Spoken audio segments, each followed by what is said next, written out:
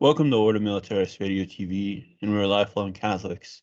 And what we do is all for free, and for our love of Jesus Christ, and for Holy Mother, the Church, and we'll defend our Holy Mother, the Church. Today we're going to be with Brother Alexis Bonello, and we're going to be talking about John Adams. Welcome, brother. Thank you, AJ, for having me on Order Militaris Radio TV. And it's a particular honor today to talk about the wisdom of John Adams for 2022. This applies to the United States, but much of what he says is going to resonate throughout the whole world. And I'm honored to be able to speak with his 8th grandnephew, AJ. So I will let you read his quotes, and I'll try to make some kind of worthy comment on the thoughts of such a great man. And first, these quotes come from his writings or speeches during what period of years? From October 30th, 1735 to his final day, July 4th, 1826. Make sure my eyes are getting that right. Yep.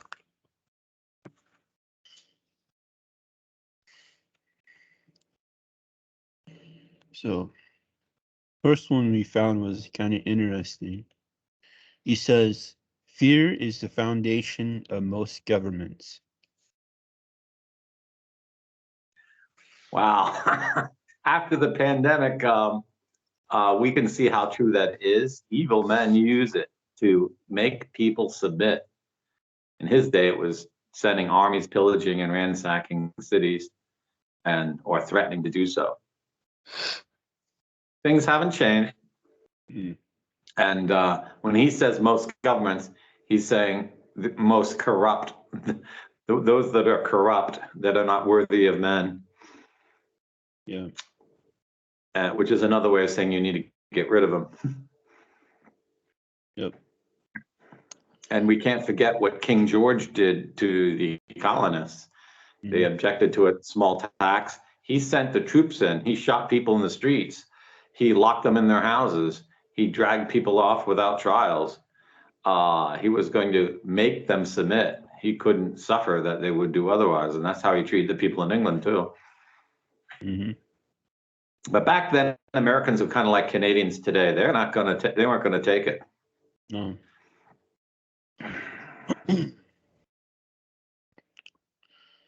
Posterity. You'll never know how much it costs the present generation to preserve your freedom. I hope you will make good use of it.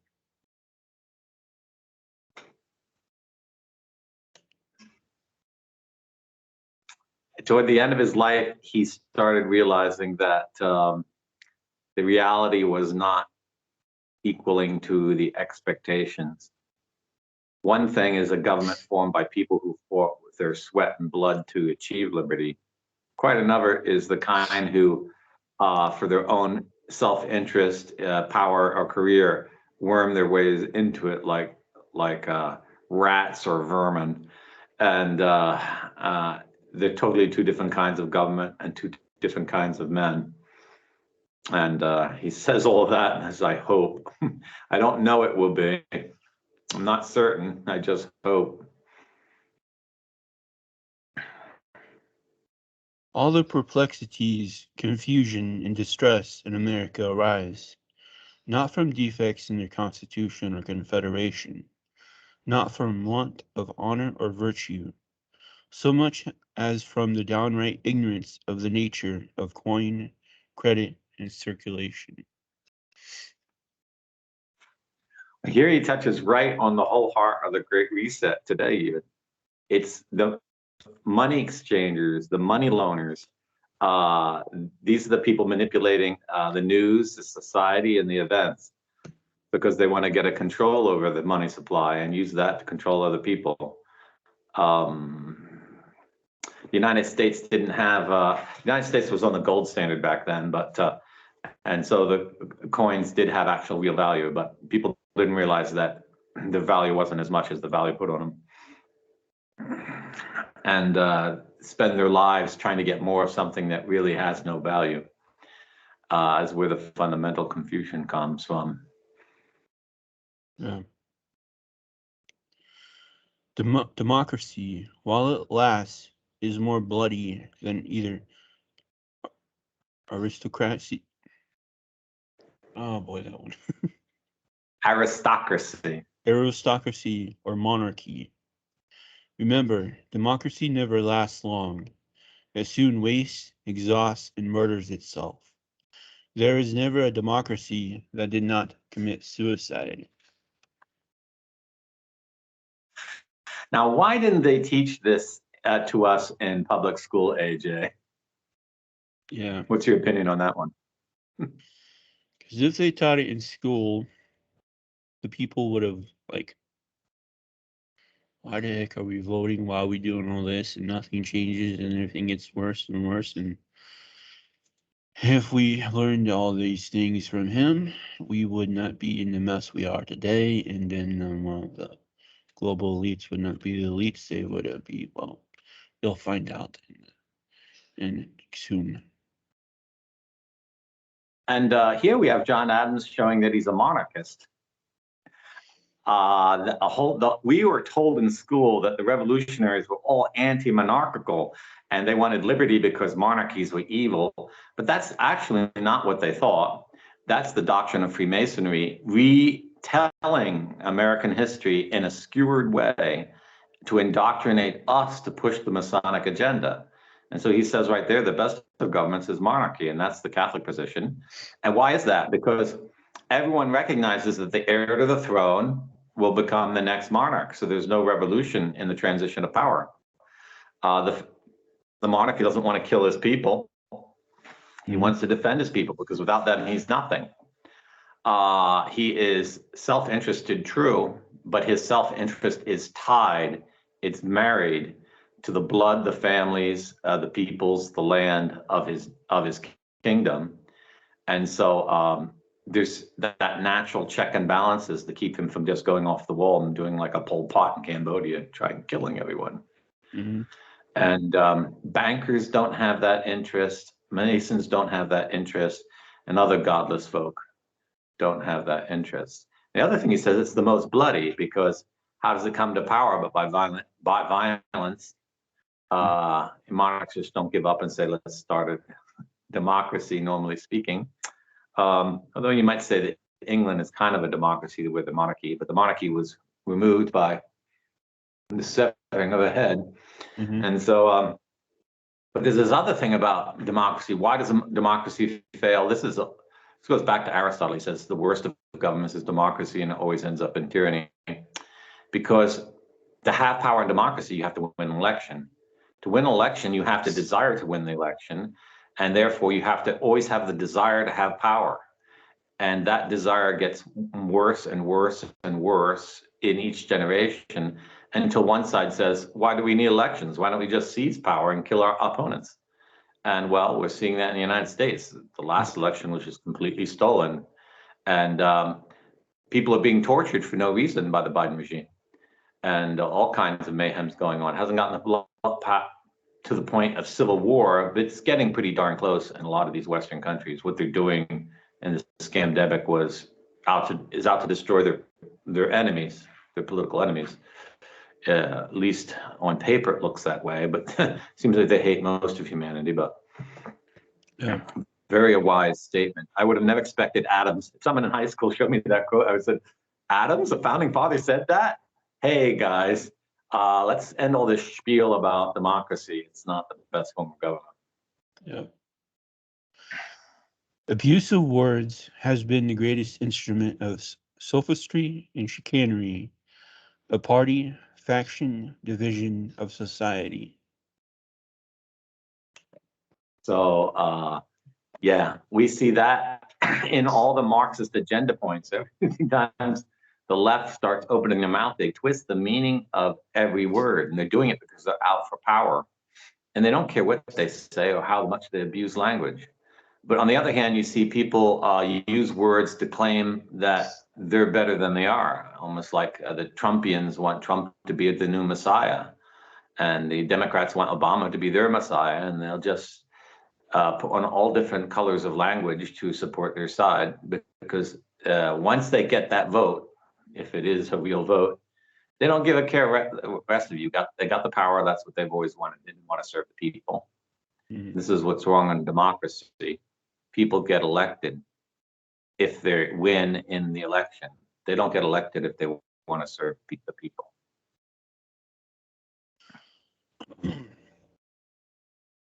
The right of a nation to kill a tyrant in case of necessity can no more be doubted than to hang a robber or kill a flea. This would be one of my. If you said this in Congress today, I think every liberal paper in the country would attack you. You'd be there saying for human rights, comparing people to fleas, criminals, hanging criminals. How dare you hang a criminal? Everyone in my family is a criminal. Something like Hillary would say, or Biden, or some of those other Democrats. But can no more be doubted. He's taking an example that no one doubted in his own day. Now, I think people still don't doubt that you should kill fleas, or there's some extreme animalists out there who might think you shouldn't even ever kill a flea. And I think society, left-wing managed society, thinks it's wrong to kill thieves. Yes, he says thieves. He doesn't say murderers. Most people still think a murder should be put to death, but I don't think anyone says a thief should be put to death. There's just too many of them. But, in the old Christian system, thieves were put to death because that way they wouldn't have children and teach other thieves. In the modern system, you send them all to a prison. They have nothing to do for 4, 8, 10, 12 years. And so they study from one another how to commit more crimes, and they come out as experts. And that's not the purpose of prison. And that happened with the British reform of the prisons in the 1800s. You can't put people in solitary confinement. It drives them crazy. It's a torture. Well, aren't they supposed to be punished? The Catholic system was actually better. You put them to death, but you give them a chance to make a confession. Give them a week or two to think about it.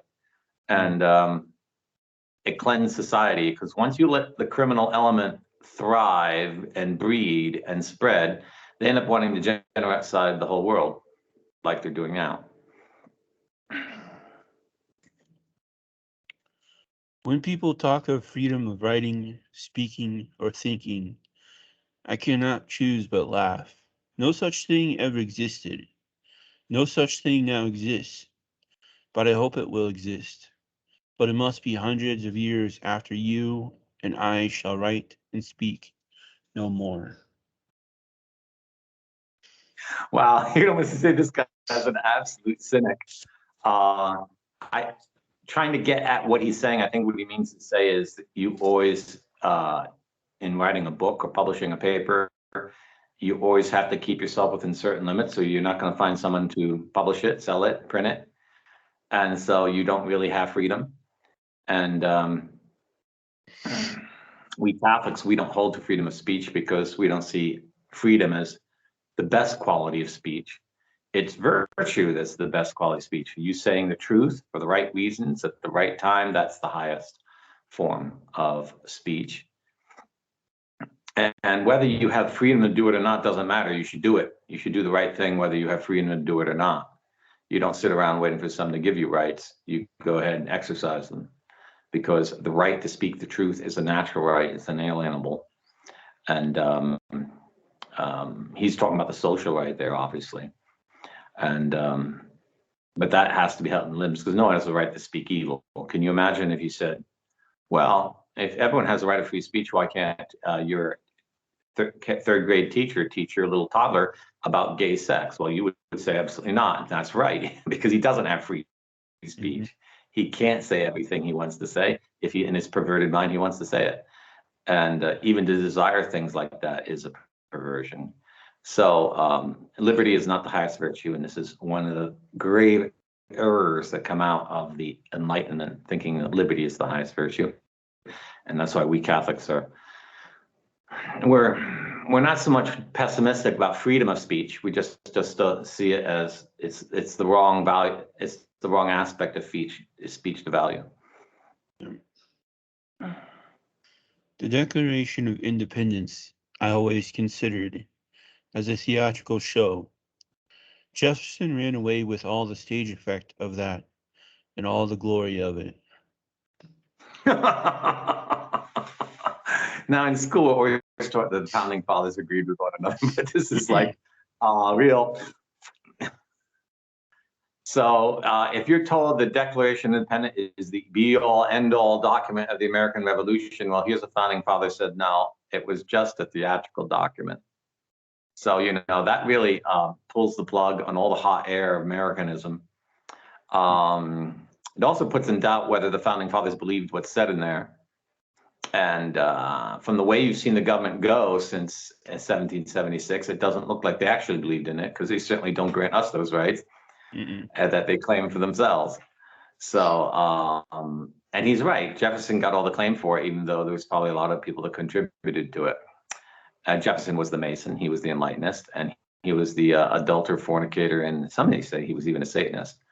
And so, how could he run away with all the fame for it unless there was some dark forces already on the ground there at that time of Adams pushing it that way?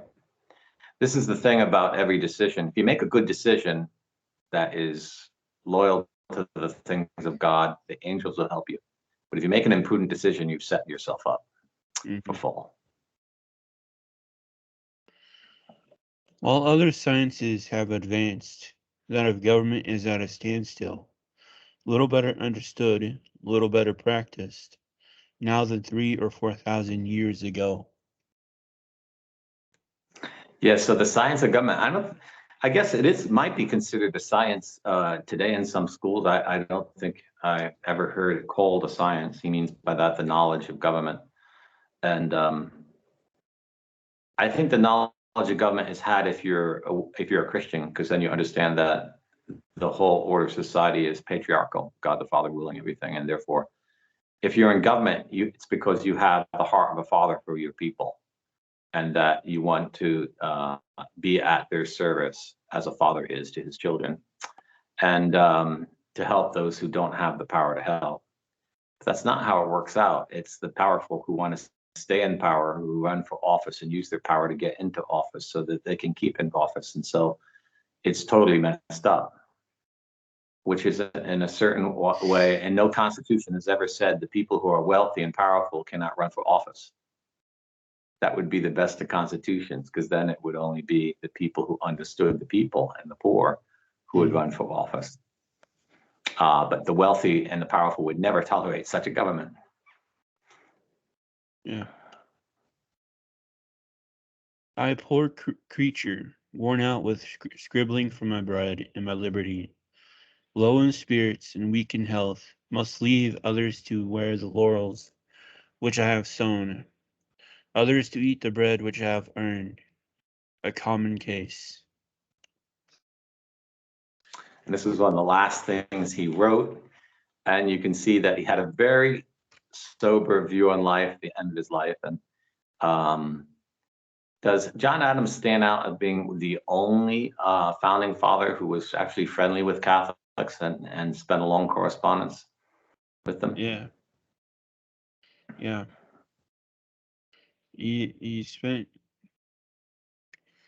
a good deal of his time before becoming vice president with George Washington over with King Louis XVI, right before the Rothschilds chopped their heads off. And he also had a frequent correspondence with a famous Catholic signer of the Declaration of Independence, didn't he? Yeah, Charles Carroll. Yeah. Mm-hmm. So he was one of the wisest and humblest of our founding fathers, which is probably why you weren't taught anything about him in public school. Yep. So it's been an honor to speak with you, AJ, about the wisdom of your great uncle, John Adams. And we Americans have to understand that we've been fed a whole propaganda about the founding of the country, which is just not true. The Constitution is not the original document. The founding fathers didn't think it was the most perfect thing ever written. They knew the country was already falling apart in the 1820s and the 30s. And There's other famous quote about, was it John Adams or Quincy Adams, how the Constitution doesn't work without a Christian people. Yeah, it's John Adams too. Our Constitution was made only for moral and religious people. It is wholly inadequate to the government of any other. So that should exclude Hillary, Biden, Trump, Bush, Clinton, Carter, Nixon, Kennedy. We can almost name everyone in the last 100 years, Yeah, from the presidency and probably a lot of the people in Congress. yeah. And what is he saying there? He's saying, if you're not a member of a Christian party and faithful to Christ, you shouldn't even be allowed in government. Mm-hmm. And what kind of a government would we have if that prevailed, AJ, in your opinion? All the country would be open, free. People would be saving a lot more of their hard-earned dollars. They would be making more. Their children would be better. Everything would be a more pure society. No more of this vulgarity that we see here and on TV, media, and elsewhere. Everything, all that stuff would be gone. Everything that's of Jesus Christ and our Blessed Mother would be returned. It'd be almost like a heaven on earth.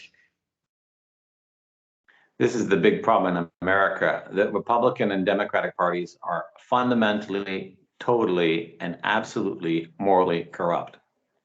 They are in favor of things that are contrary to the moral law and can never be tolerated. And the more you think that you have to vote one to escape the problems of the previous administration, you're just totally deceived and blinded. We need a Christian party in America, and without that, America is lost. It's pretty obvious now. And if you don't realize that, you haven't learned anything in 2 years. I hate to say. Yeah, So and yeah, yep.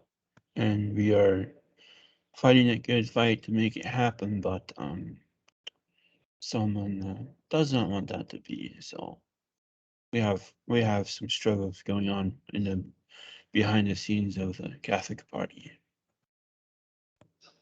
and so, but I think more than ever, this is something we need. And alas, Catholics have taken the death vax. They're going to be gone. Most of the left have taken it. They're going to be gone. But the good Christians who are left have to realize that they have to dump these parties that gave us the death and go back to the fount of life, which is Jesus Christ, and recognize that you can't have a country, you can't have a political system, you can't have laws or courts that don't recognize Jesus Christ. It just does not work. Yep. So this is Order Militaris Radio TV signing off. There's fault. There's fault.